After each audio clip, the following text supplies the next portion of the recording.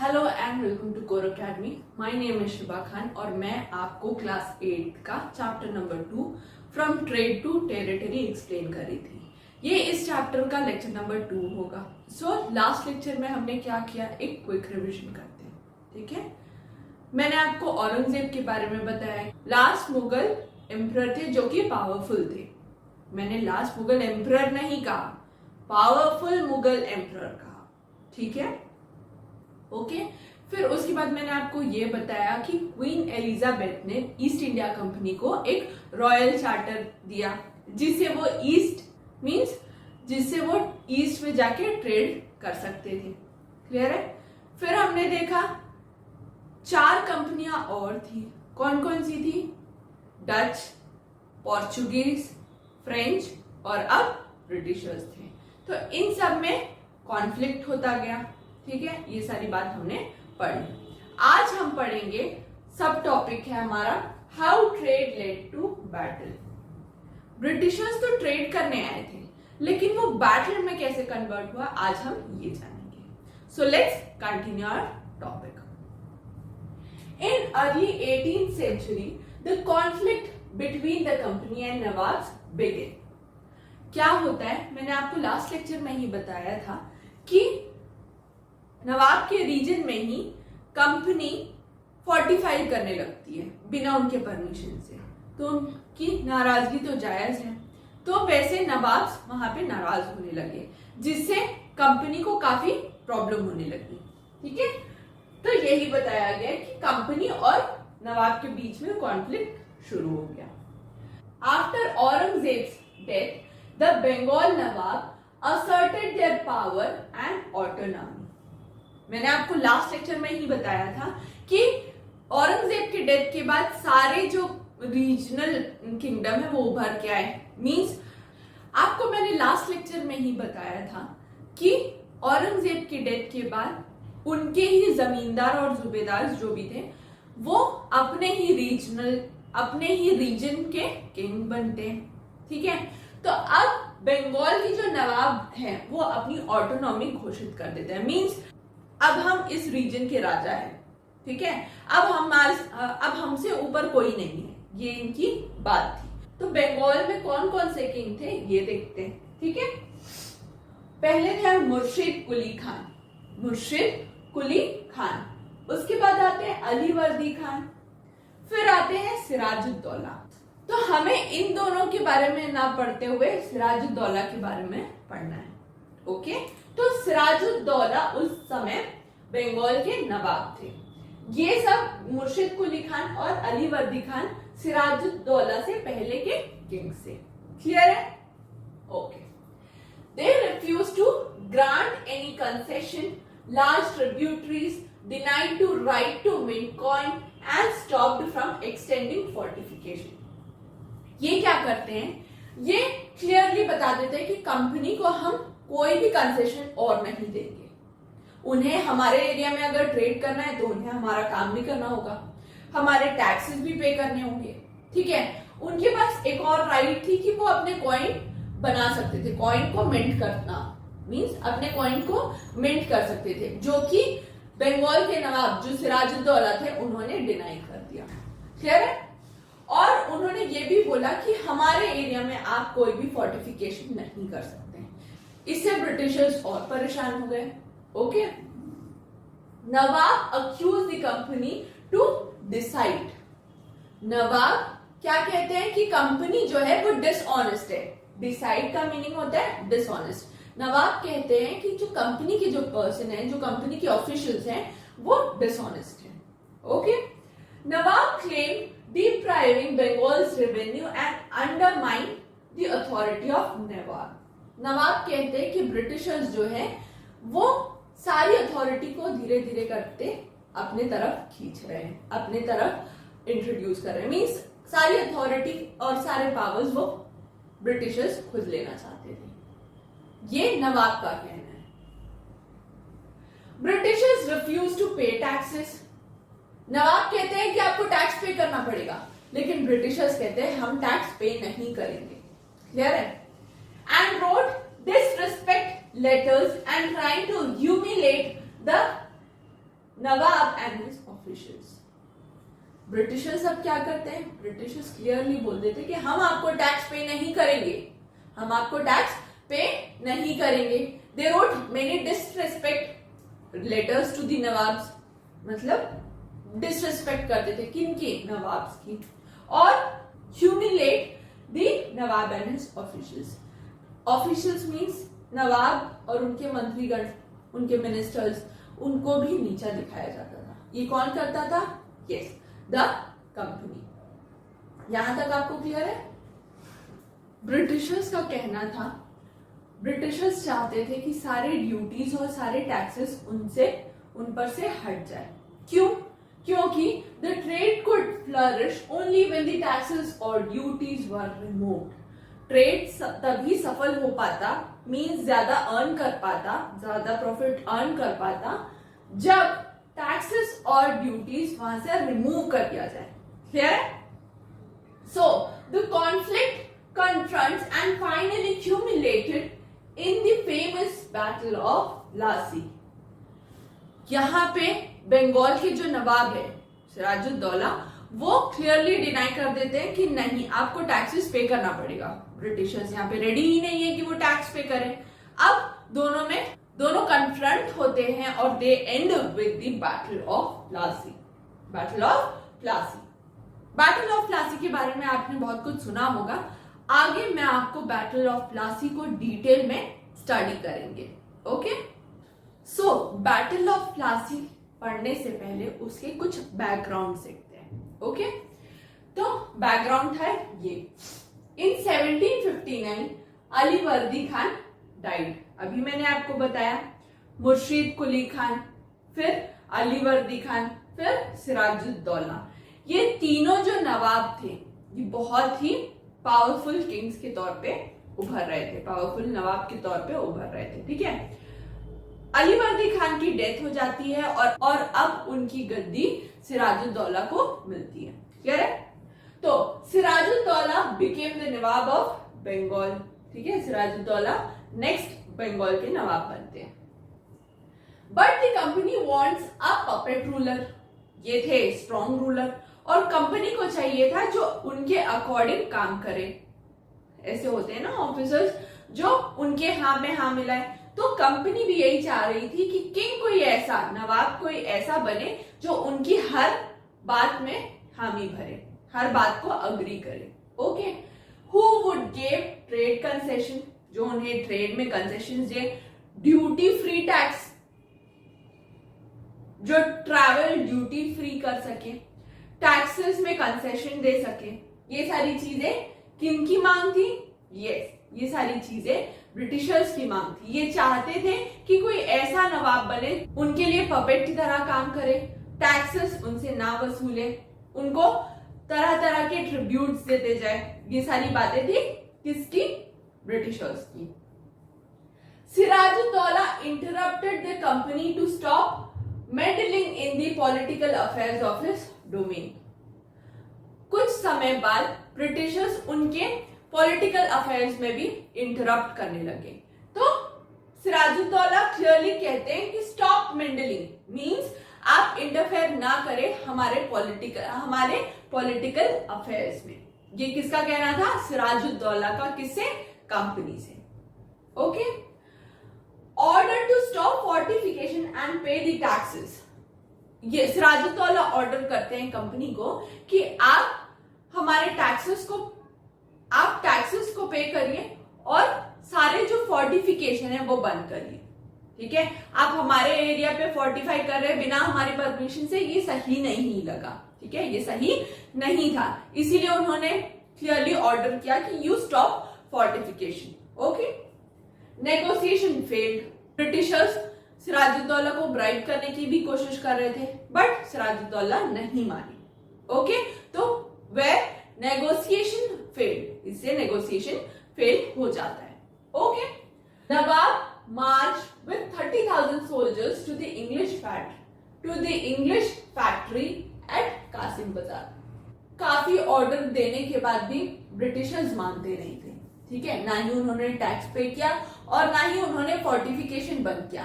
अब सिराजुद्दौला अब ले जाते हैं 30,000 सोल्जर को। कहां ले जाते हैं? ब्रिटिशर्स की फैक्ट्री में, जो कि कासिम बाजार में थी। कासिम बाजार में भी ब्रिटिशर्स ने एक अपनी फैक्ट्री ओपन कर रखी थी। ठीक है, कासिम बाजार कहां? यस, बंगाल में। बंगाल के नवाब पढ़ रहे ना, तो कासिम बाजार भी बंगाल में ही है। Okay, captured company officials and locked the warehouse. मैंने आपको लास्ट वीडियो में बताया था कि कंपनी ने एक ऐसा एरिया बनाया था जहां पे वेयर हाउस भी हो और कंपनी के ऑफिशियल्स बैठ सके, ऐसा एक ऑफिस भी हो।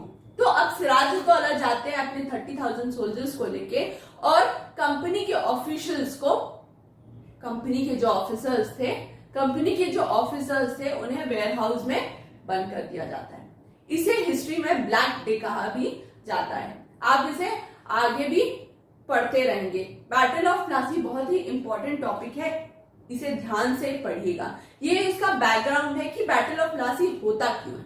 ठीक है, अब क्या होता है? Then he march to Calcutta to establish control over the company's fort.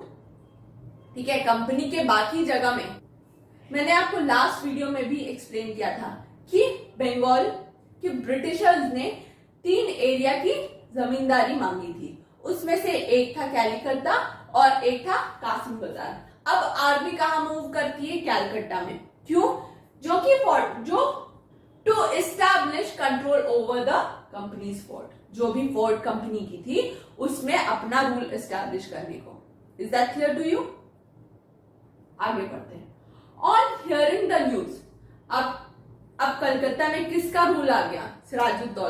Siraj-ud-Daulah का पूरा रूल आ गया। कहां पे? कलकत्ता में। वहां पे अब कोई ब्रिटिशर्स नहीं है जो इनके सामने खड़ा हो सके। क्लियर है? अब on hearing the news, the company official in Madras sent forces under the command of Robert Clive reinforced by naval fleets. जैसे ही ये न्यूज मद्रास तक पहुंचती है, जो कि आज का चेन्नई है, कंपनी के ऑफिशियल्स रॉबर्ट क्लाइव को भेजते हैं कि देखिए जाके बंगाल में हो क्या रहा है, आप उसकी देखरेख करिए कि हो क्या रहा है, और अगर वहां पे वॉर की भी जरूरत पड़ी तो आप वॉर भी कर सकते हैं। ये परमिशन दी थी किसने? कंपनी के ऑफिशियल्स ने ये परमिशन दी थी किसे? रॉबर्ट क्लाइव को। ठीक है, अब Robert Clive reinforced by the naval fleets means, reinforced by naval fleets means जहाजों का हुजूम लेके ये कलकत्ता की तरफ बढ़ते हैं। ग्रुप ऑफ शिप्स लेके रॉबर्ट क्लाइव कलकत्ता की तरफ बढ़ते हैं। ठीक है, 1757 in 1757 Robert Clive led the company army against Sirajuddaula at Plassey. 1757 में क्या होता है? रॉबर्ट क्लाइव और सिराजुद्दौला के बीच में कॉन्फ्लिक्ट होता है जिसका नाम है बैटल ऑफ प्लासी। अच्छा, अब ये आप बताइए कि बैटल ऑफ प्लासी किन के बीच में लड़ा जाता है? रॉबर्ट क्लाइव और सिराजुद्दौला। बैटल ऑफ प्लासी का ईयर 1757। ये कुछ इंपॉर्टेंट डेट्स और इंपॉर्टेंट फैक्ट्स है, ये आपको हमेशा याद रखना पड़ेगा।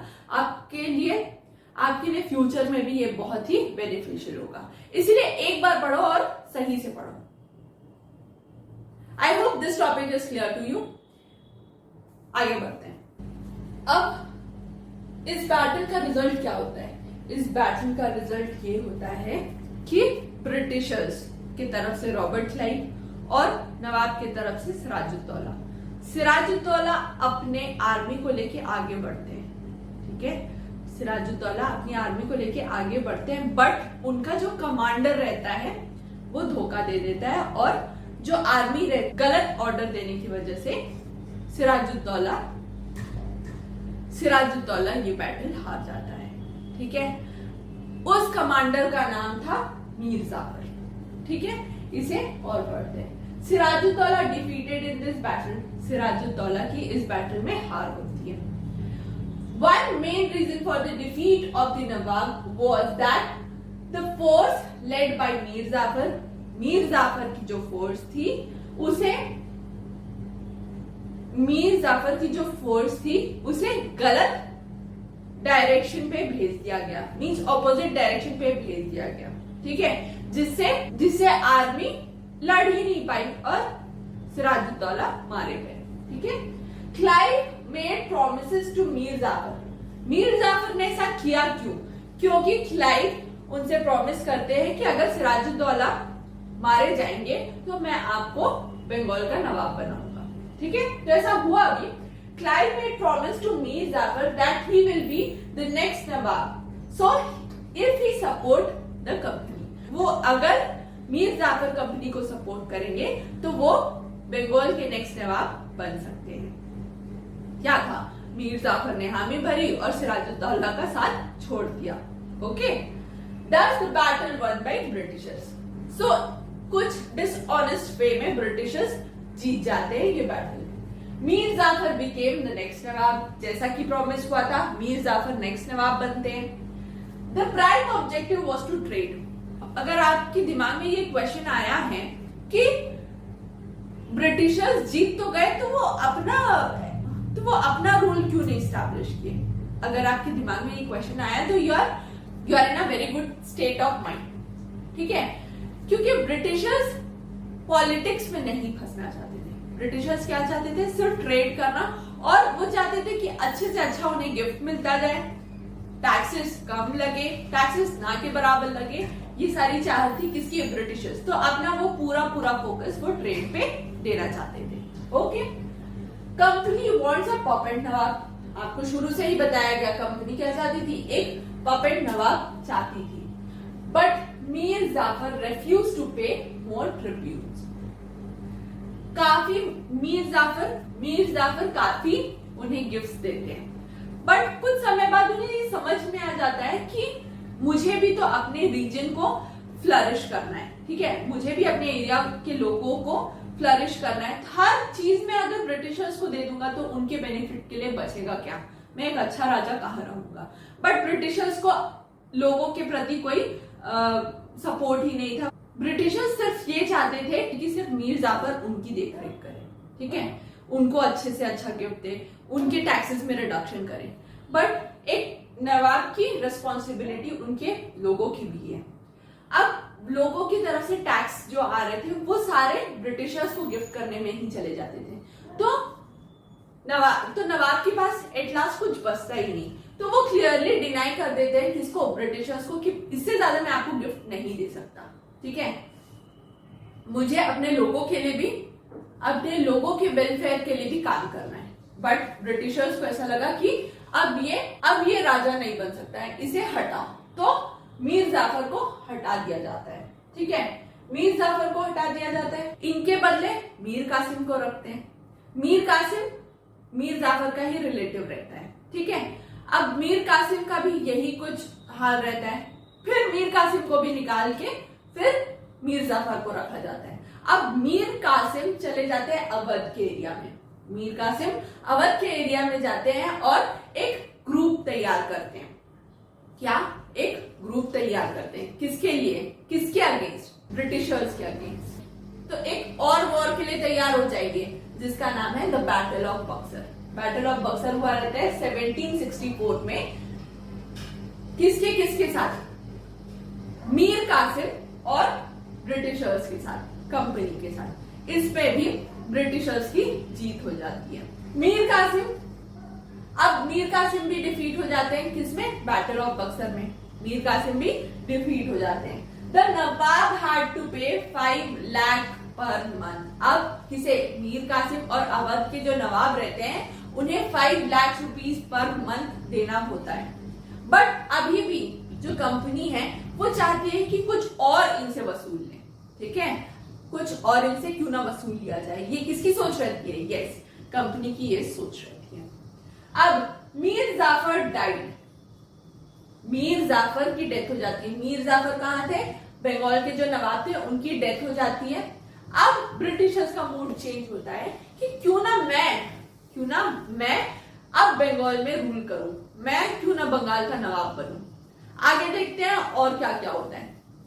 अब क्या होता है, 1765 में जो मुगल एम्परर रहते हैं वो अपॉइंट कर देते हैं कंपनी को एज द दीवान।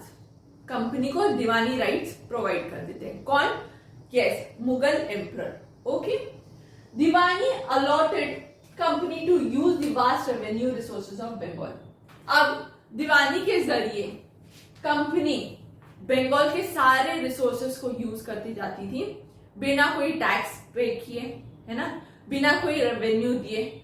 सो ये सारी चीजें हुई और कंपनी का जो दबदबा हुआ वो बंगाल में फैल चुका था, क्योंकि उनको अथॉरिटी मिल चुकी थी कि वो दीवानी राइट्स ले सकते थे और पूरी एरिया को संभाल सके और पूरे रिसोर्सेज को यूटिलाइज कर सके। ठीक है, आई होप आपको बैटल ऑफ प्लासी बहुत अच्छे से समझ में आया होगा। ओके, अगर आपको इस टॉपिक में कोई भी डाउट हो तो definitely let me know. Okay, now company officials became नबूब्स।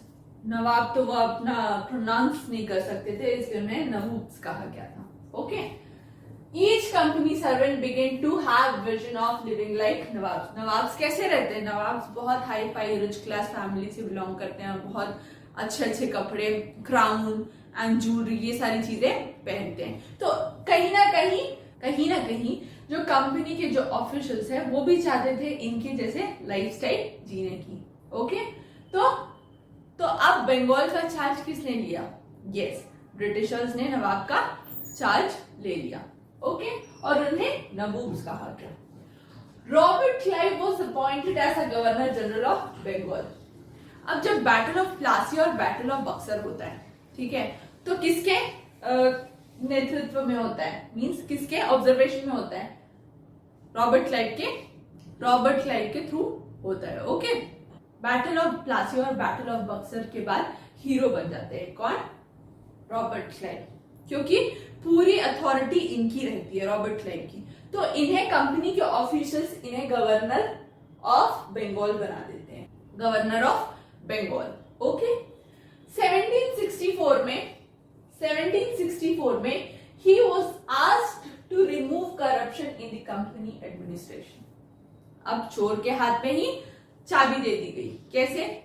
Robert Clive को जैसे अपॉइंट किया गया करप्शन के to look after corruption in the company, the point was he was the person who is also corrupt। 1774 में Robert Clive को ये power दिया गया कि कंपनी में जो भी करप्शन है उसे रिमूव किया जाए। रॉबर्ट क्लाइव खुद ही करप्ट थे और उनके ऊपर चार्जेस लगते हैं जो कि आगे है। He was cross-examined in the charges of corruption and committed suicide in 1774। Robert Clive ऐसे पर्सन थे, काफी clever, corrupt kind of a person he was, लेकिन काफी ब्रिटिशर्स अच्छे भी थे, है ना। हर पर्सन डिफरेंट होता है, तो हमारा सिर्फ ये कहना कि सारे ब्रिटिशर्स खराब थे, ये पॉइंट ऑफ व्यू से चलना गलत होगा। ब्रिटिशर्स के कुछ लोग करप्ट जरूर थे, but on the other hand कुछ लोग अच्छे भी थे। ओके, तो आई होप आपको ये टॉपिक क्लियर होगा। So let's go through with some question and answers जो कि आज के टॉपिक से रिलेटेड होगा।